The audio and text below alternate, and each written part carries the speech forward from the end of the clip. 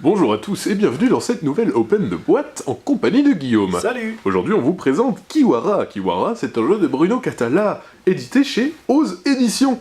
Regardons le dos de la boîte. Donc c'est une réédition d'un jeu qui existait déjà.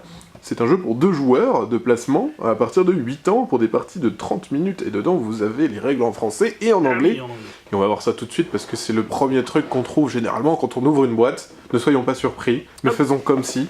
Oh, des règles en français et en anglais.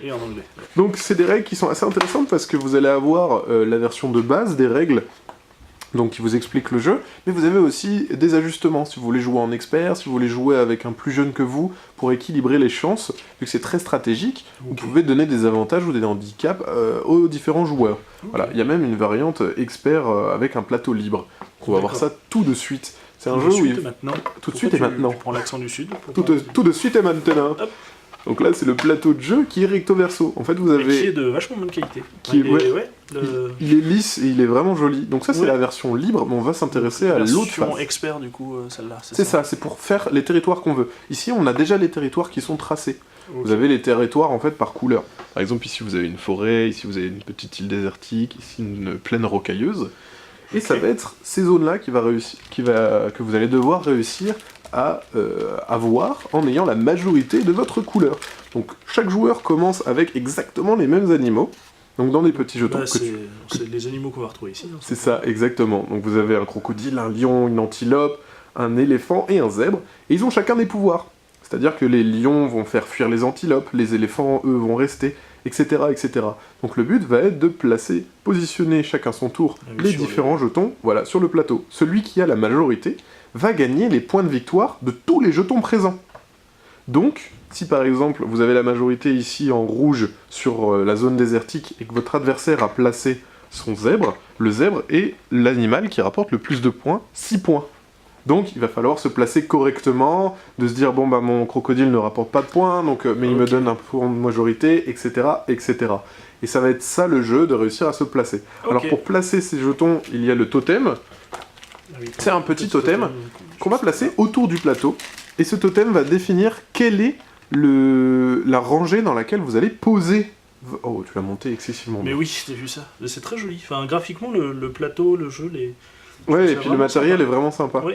Et en fait, il va être placé sur le bord du plateau, qui va imposer à votre adversaire où son pion devra être posé.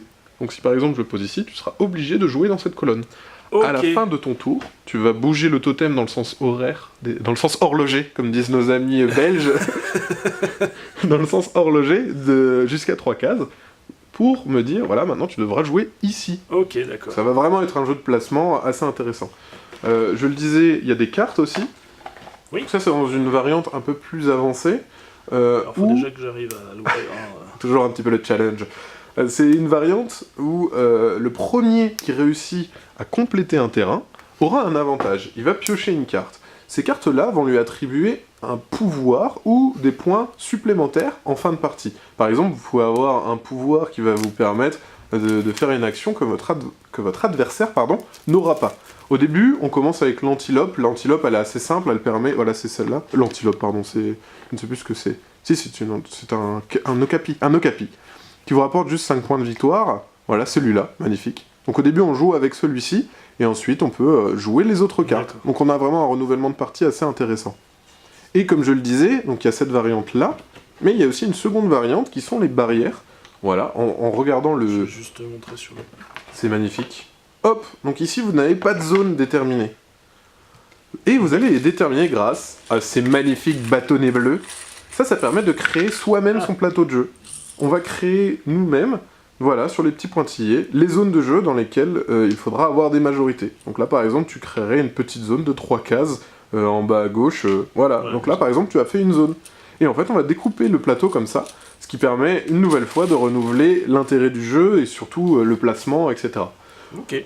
Donc voilà, c'était une explication rapide et une ouverture et une présentation du matériel de Kiwara.